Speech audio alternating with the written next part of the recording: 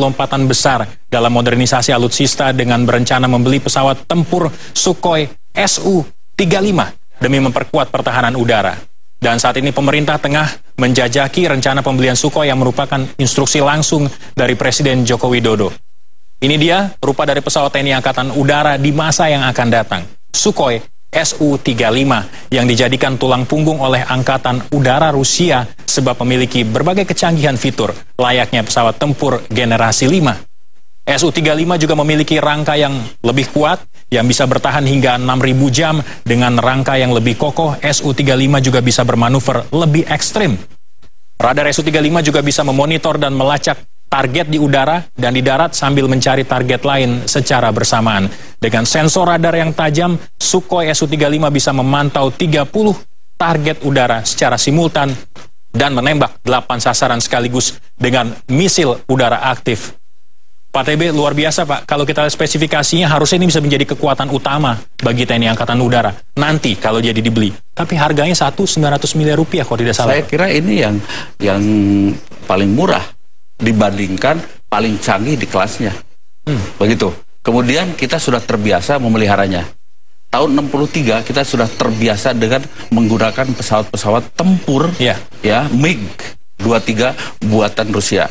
Artinya saat ini dari pihak Anda, dari DPR, sudah tidak ada masalah dengan rencana pembelian ini? Saya kira sudah tidak ada rencana. Kemarin kita Sukhoi itu juga ternyata jauh lebih baik dan memiliki efek deteren yang cukup canggih di wilayah ini.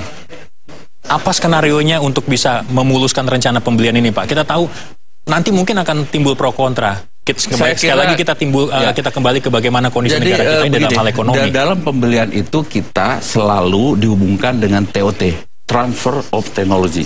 Jadi pada suatu saat dalam kurun waktu 10 tahun ke depan, pesawat tempur sudah mampu dibuat di dalam negeri, di PTDI.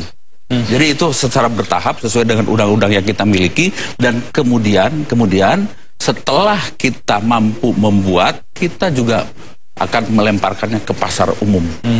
Nah, kalau kita bicara soal rencana pembelian ini Pak, kira-kira pihak mana sih Pak yang dianggap akan menjadi ancaman sampai kita harus menghadirkan 16 kurang lebih armada Su-35 ini? Saya kira begini, ya, konsep berbangsa bernegara itu, negara itu akan kuat dan besar, satu ekonominya. Yang kedua adalah kemampuan pertahanannya, dimanapun seperti itu.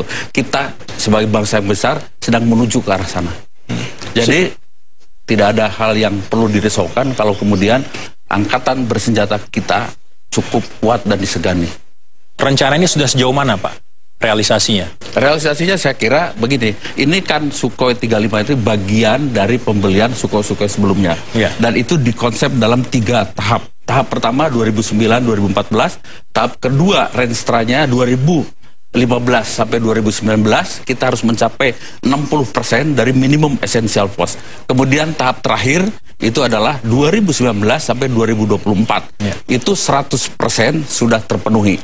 Kita baru 38 sampai 40% di tahun ini sudah ranking ke-12. Dalam kekuatan militer. Kekuatan militer, gitu.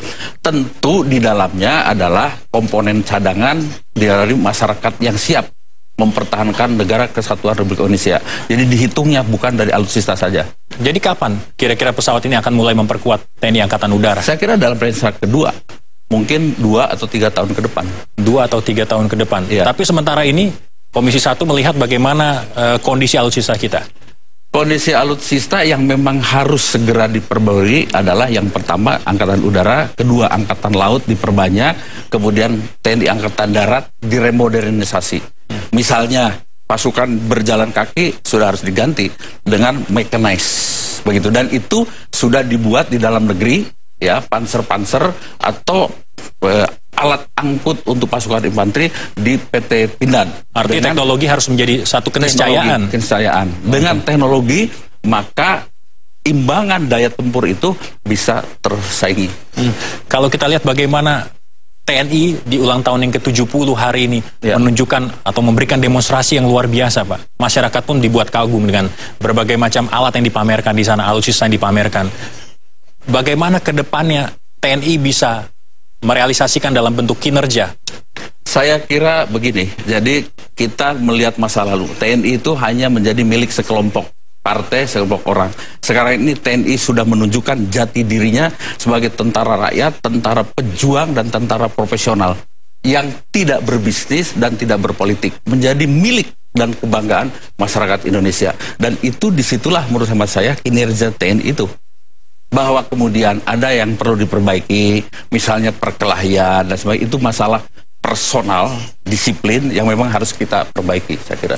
Yang pasti kita dalam posisi bagaimanapun TNI harus menjadi garda terdepan dan benteng terakhir bagi negara kita. Demi negara kesatuan Republik Indonesia. Baik, Pak Tubagus Hasanuddin dari Komisi 1 DPR, terima kasih sudah bergabung bersama